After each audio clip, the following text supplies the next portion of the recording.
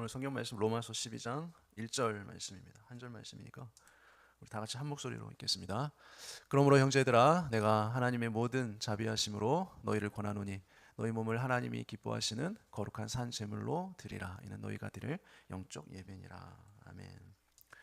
오늘 말씀 주제는 헌금이란 무엇인가라는 주제로 하나님 말씀 증거하겠습니다. 오늘은 우리가 신자들이 신앙생활하면서 가장 민감한 주제이기도 하죠. 헌금에 대해서 도대체 헌금이란 성경적으로 어떤 의미가 있는지 한번 살펴보려고 합니다. 첫째로 우리가 헌금을 한다는 것은 먼저 헌금은 하나님께 드린다는 의미가 있습니다. 헌금은 하나님께 드리는 것이죠. 우리가 교회에서 예배 때 드리는 헌금은 그것이 돈이든지 또 다른 무엇이 됐든지 사람에게 주거나 또 교회 재정에 도움을 주는 것이 첫 번째 그 목적이 아니에요. 그것은 내가 하나님께 드린다는 것이 헌금의 첫 번째 의미예요. 그래서 헌금이라는 단어보다는 봉헌, 헌상, 또 드림, 헌신 이런 단어들을 쓰는 것이 더 적합한 의미라고 할 수 있어요.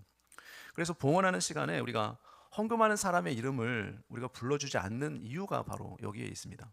그러니까 헌금은 사람 앞에 보이려고 하는 것이 아니기 때문에 자기가 헌금을 했다는 것을 다른 사람들에게 알릴 필요가 없는 것이죠. 오직 은밀한 중에 보시는 하나님만 아시면 되는 것이기 때문에 그렇죠. 둘째로 헌금은 나 자신을 대표하는 의미가 있어요. 그러니까 헌금의 제일 기초적으로 의미는 지금 숨 쉬며 살고 있는 나 자신을 대표한다는 의미가 있어요. 헌금이 나를 대표한다는 뜻은 뭐냐면 원래 옛날 이스라엘 백성들에게 주셨던 뜻입니다.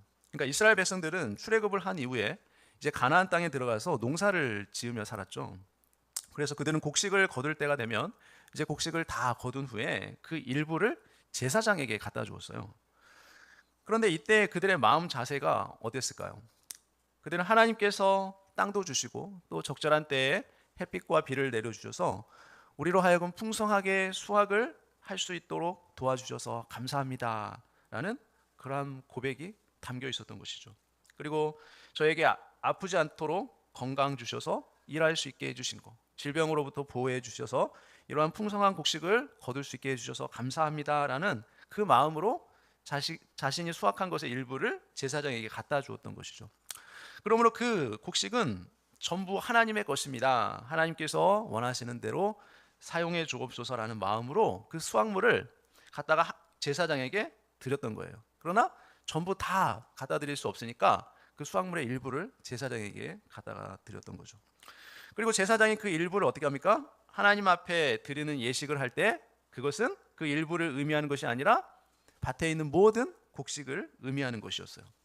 그래서 우리는 헌금이라는 것을 마치 하나님께서 뭔가 쓰실 것이 부족해서 내가 가진 것의 일부를 하나님 앞에 드린다. 내가 가진 것에 돈을 드리거든 그것을 하나님 앞에 드린다라고 생각하는 것은 정말 우리 인간의 어리석은 생각인 거죠.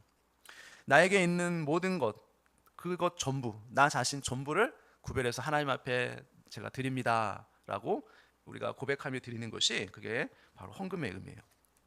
셋째로 헌금은 그리스도의 공로 안에서 드려야 한다는 거예요. 그리스도의 공로.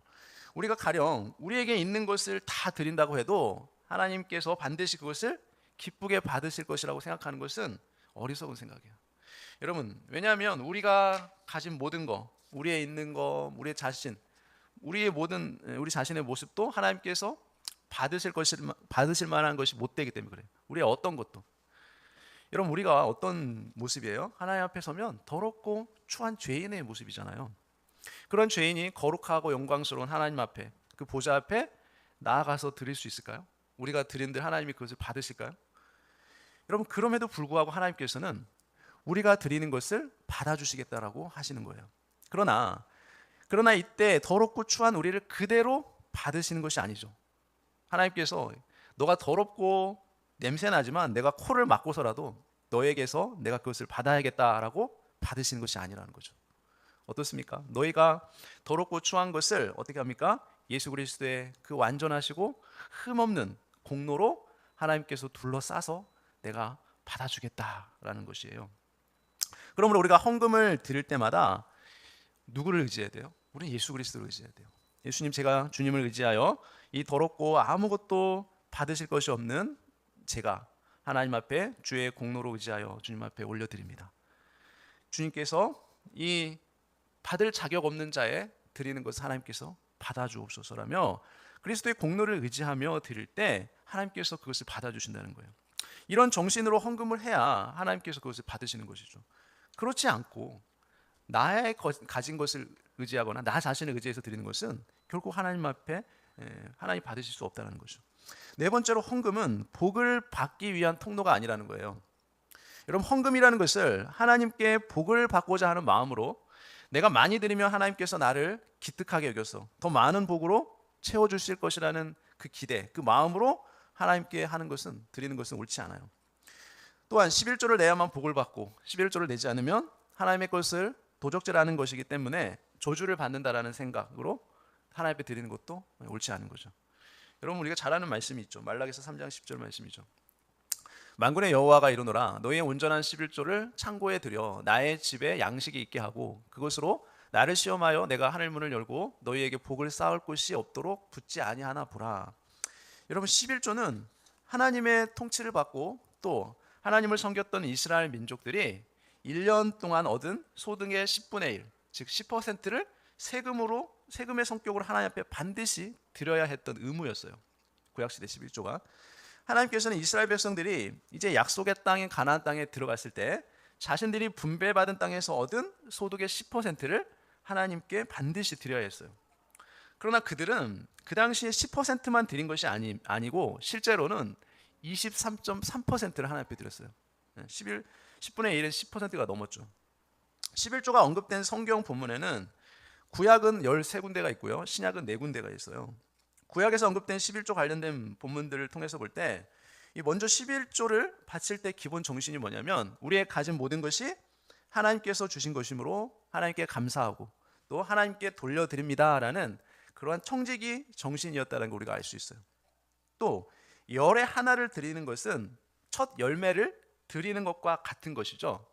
그래서 하나를 드림으로 모든 것이 하나님의 것이고 모든 것을 하나님께 드립니다라는 그것을 의미하고 상징하는 대표 원리로서의 의미가 있었던 거예요. 하나를 드린다는 것은.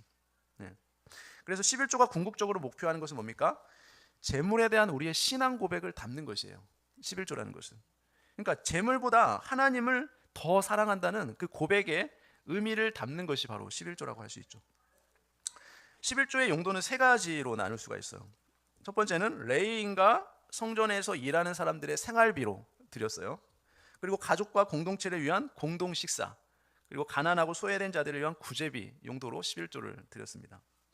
첫 번째 구약의 11조는 이스라엘 백성들이 그들의 소유와 소산이 하나님께 속한 것임을 표현하는 것이었어요.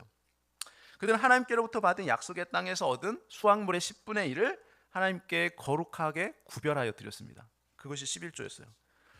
둘째, 11조는 이스라엘 공동체를 세우기 위해서 만든 제도였어요. 11조가. 여러분, 땅이 있었던 그 당시에 11지파와는 달리 레위 지파에게는 땅이 배분되지 않았죠. 하나님 땅을 주시지 않았어요, 레위 지파에게는. 그래서 레위인들은 하나님으로부터 양식을 공급받아서 살아야 했어요. 11지파가 하나님께 수확물의 10분의 1을 드린 것을 하나님께서 다시 레위인들에게 주도록 했죠. 그리고 레위인이 그것을 가지고 성막에서 그 받은 것은 성막에서 일한 보수의 대가였어요. 그 수확물은. 그리고 레위인 역시 하나님에게서 받은 것 중에 다시 그 10분의 1은 또 아론 제사장에게 또 주어야 했습니다. 그래서 이 11조라는 것은 이스라엘 공동체를 유지하고 세워나가기 위해서 만든 제도였어요. 셋째로 11조는 음식물 형태로 드려야 하는데 그것은 반드시 하나님께서 택하신 중앙 성소에서 거기서 소비해야 했어요. 거기서 먹어야 했습니다. 이것은 이웃을 사랑하는 구체적인 행위였어요. 그 당시에 이스라엘 백성들은 소득이 없는 사람들과 먹을 것을 나눠 먹음으로써 이웃 사랑을 실천하고 그것으로서 하나님을 경외하는 법을 배웠던 것이에요. 세 번째로 3년에 한 번씩 소득의 10분의 1은 이 소득이 없는 레위인을 비롯해서 그 성읍 안에 가난하고 소외된 사람들에게 주어졌어요. 소득의 3년에 한 번씩은. 이렇듯 구약시대의 이 모든 것은 신약시대에도 그 정신과 원리는 계승되었던 것이에요. 그래서 구약의 안식일은 신약의 주일로 계승됐죠.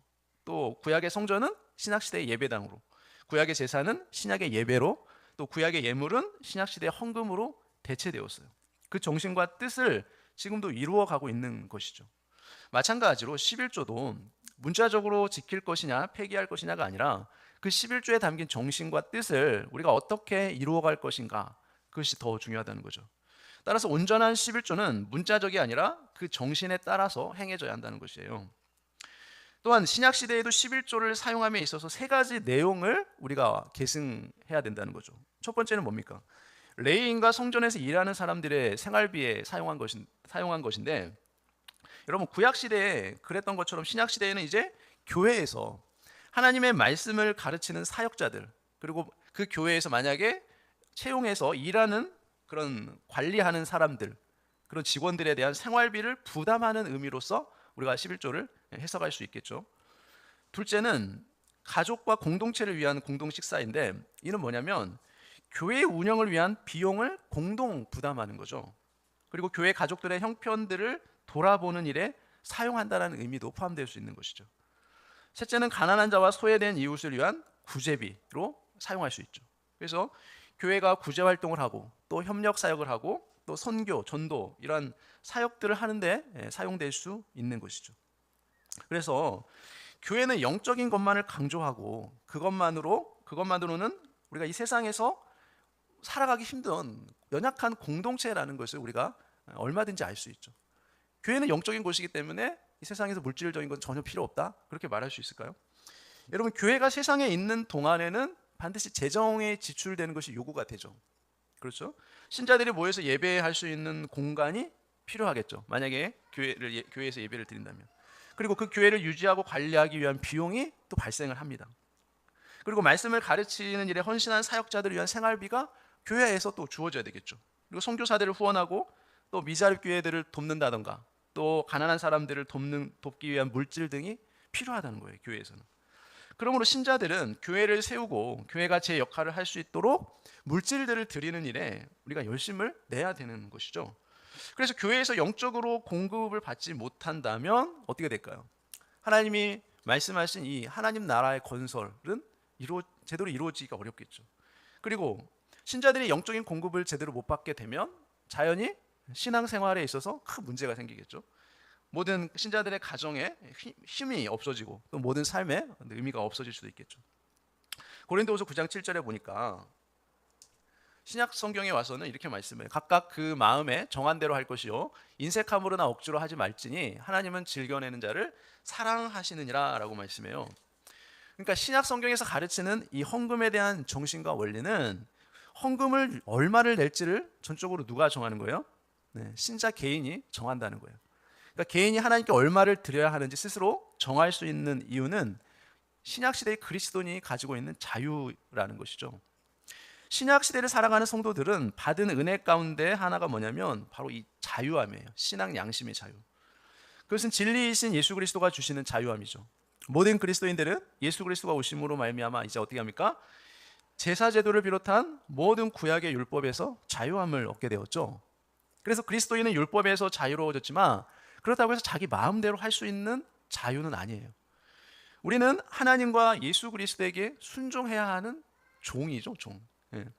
우리가 아무리 자유롭게 헌금을 할 수 있다고 할지라도 우리가 기꺼이 넉넉하게 내는 것이 자유함의 은혜를 받은 사람이 그 자유를 진정으로 발휘하는 것이라고 성경은 말하는 것이에요. 그러므로 우리가 그리스도인들이 넉넉하게 헌금하는 것은 그가 하나님의 은혜를 넉넉하게 받았다는 증거가 되는 것이에요. 하나님은 즐겨내는 자를 사랑하신다라고 말씀했죠. 그러니까 헌금을 할 때 하나님께서 복을 주시는데 모든 은혜를 넘치게 하시고 모든 것이 넉넉하게 하신다는 거죠. 그러니까 우리는 하나님께 돈을 가지고 나가든지 돈이 없이 빈손으로 나가든지 그것에 상관없이 많은 돈을 드리든지 아니면 적은 액수의 돈을 드리든지 그것과 상관없이 어디에서든지 그리스도로 더불어 당당하게 우리는 하나님 앞에 가까이 나아갈 수 있어요. 우리 자신을 하나님께 얼마든지 드릴 수 있다는 거죠. 그리스도 안에 있는 사람이 무엇을 드리고 또 어떻게 드릴지를 핵심적으로 잘 표현한 본문이 있어요. 오늘 우리가 읽었던 본문이죠. 로마서 12장 1절 말씀이죠. 그러므로 형제들아 내가 하나님의 모든 자비하심으로 너희를 권하노니 너희 몸을 하나님이 기뻐하시는 거룩한 산 제물로 드리라. 이는 너희가 드릴 영적 예배니라. 여기서 바울은 우리가 드려야 할 것이 몸이라고 가르치죠. 바울은 단순히 돈만이 아니라 몸이라는 것은 우리의 삶 전체를 의미하는 것이에요. 그러니까 우리의 모든 삶을 하나님께 드리라고 지금 우리에게 헌신을 요구하고 있죠. 그러니까 우리의 모든 인격이 하나님께 속한 것이기에 우리는 삶으로서 하나님을 영화롭게 해야 한다는 것이에요. 하나님 우리에게 진실로 원하는 것은 무엇입니까? 우리 소유의 한 부분이 아니라 우리의 인격, 우리의 온 마음, 우리의 온 삶 전체를 하나님께 드려야 된다고 요구하고 있는 것이죠. 그래서 그리스도께서 우리에게 자신을 주신 것처럼 우리도 교회 안에 다른 사람들을, 신자들을 섬기는 일에, 우리 지체들을 섬기는 일에 우리 자신을 드리는 것이 진정한 헌금의 정신이라고 말할 수 있어요. 교회에 돈을 적게 내고 심지어는 거의 낼 수 없는 상황에 처해 있더라도 그가 자신이 가지고 있는 어떤 것이든지 교회 공동체를 세우는 일에 헌신해서 지체로서 책임을 다했다면 그는 비로소 헌금 시간에 진정 하나님께 헌신했다고 고백할 수 있는 사람이죠.